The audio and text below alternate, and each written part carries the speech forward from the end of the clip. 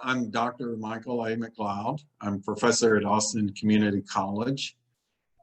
Prior to coming to Austin Community College, I was in information technology for 35 years. I built the fourth largest state-owned network in the state of Texas. We had to do it in phases because of what we were trying to accomplish.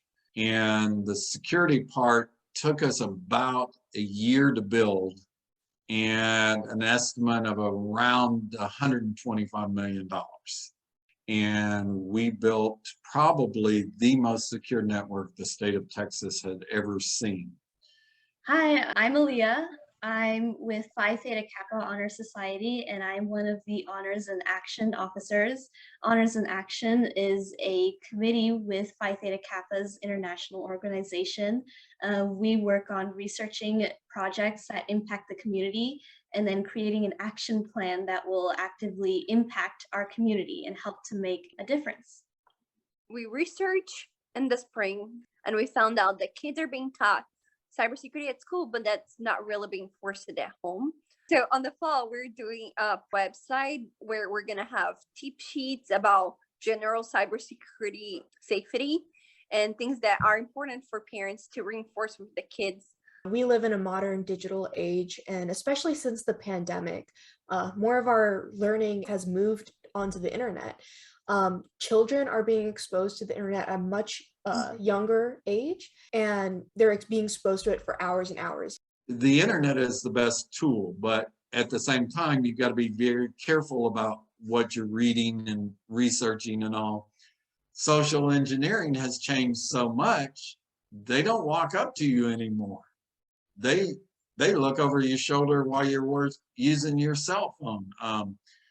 They call you, they send you emails, they do all kinds of things to build the profile. Do a Google search on yourself. See how much is out there on you, because that's another social engineering tool now. They Google you and they can find out anything they want on you.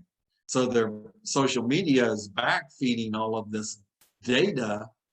And so all of a sudden you've got hundreds upon hundreds of entries on yourself in your Google search.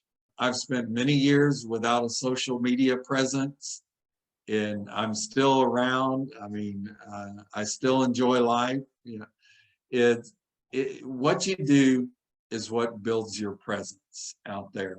And that's something you have to be very diligent on and careful about.